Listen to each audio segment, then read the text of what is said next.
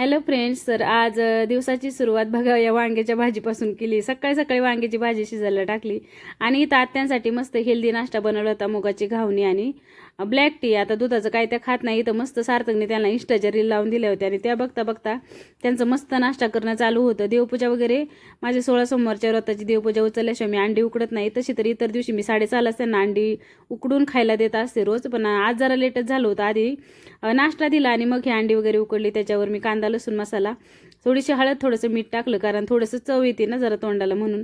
तर आयुषला पण 2 उकडली, त्याची पण त्याला सोलून दिली. त्याच्यानंतर मी मस्त मेथीची भाजी निवडून घेतली आणि मुगाची डाळ घालून मस्त भाजी केली. आता घरचीच भाजी अण्णाने आणली होती, एक दिवशी हातातून उपटूनच आणली, ताजी ताजी बनवली होती. आता ते झालं, नाश्ता वगैरे दिला आणि अंडी वगैरे खाल्ल्यानंतर अर्ध्या तासाने ही प्रोटीन पावडर मी आत्यांना देत असते. आता ही प्रोटीन पावडर ना दुधात घ्यायला सांगितली, पण आता आत्या दुधाचं काही खात नाही, त्याच्यामुळे पाण्यात मिक्स करून देते आणि त्याच्याबरोबर म्हणतात तोंड खूप कडू पडतं. मग त्या प्रोटीन पावडरसोबत मी 3-4 खजूर आणि अक्रोड देते खायला. अक्रोड पण खाल्ल्यानंतर काय होतं, हाडं मजबूत होतात. तशी म्हणजे आमच्या आत्यांची हाडं मजबूत होणं खूप गरजेचं आहे, पण आता वयोमानानुसार तेवढं तर झीज होतेच हाडांची. तर ती पावडर पाहून आता एवढं वाकडं तोंड करतात जसं काय मी त्यांना विशेष खायला दिले.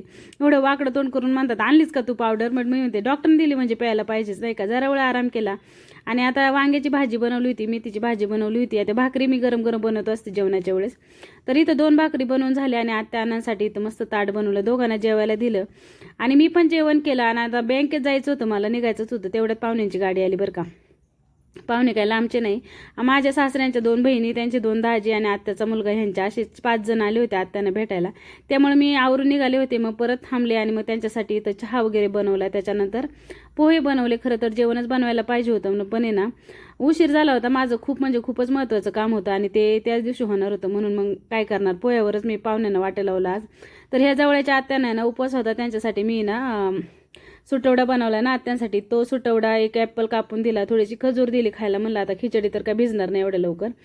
तर जरा वेळ गप्पा वगैरे झाल्या आणि मला पण बाहेर जायचं होतं, नाही त्यांना पण गावाला जायचं होतं ना, बाकीच्या भावांना करदोरे वगैरे द्यायला. तर मग त्या पण लगेचच निघाल्या. म्हटलं तुझ्या मागं पण घाई. बरोबर 2 वाजले होते बघा. मी त्यांना हळदी कुंकू लावलं, नमस्कार केला. आमच्या आत्यांना हळदी कुंकू लावलं, नमस्कार केला. आणि आत्यांचं बघा आज चेहरा जरा जास्त उतरल्यासारखं वाटतंय, कारण आहे ना त्यांची पाठ थोडीशी दुखते. आता याच्यात इंजेक्शन दिलेले आहेत ना हाडामध्ये भुलीचे, त्याच्यामुळे थोडीशी पाठ दुखत होती. सारखं झोपून झोपून, सरळ झोपून आहे ना पाठ त्यांची दुखते, त्याच्यामुळे थोडंसं चेहरा उतरला होता त्यांचा. तर त्याच्यानंतर त्या पाहुण्यांना वाटेलवले, बँकेत जाऊन आले आणि राजवीर माझ्यासाठी बघा इथं शेंगा घेऊन आले होता गावाकडून आणलेले, त्याच्या मम्मीने पाठवले होते. आणि बघा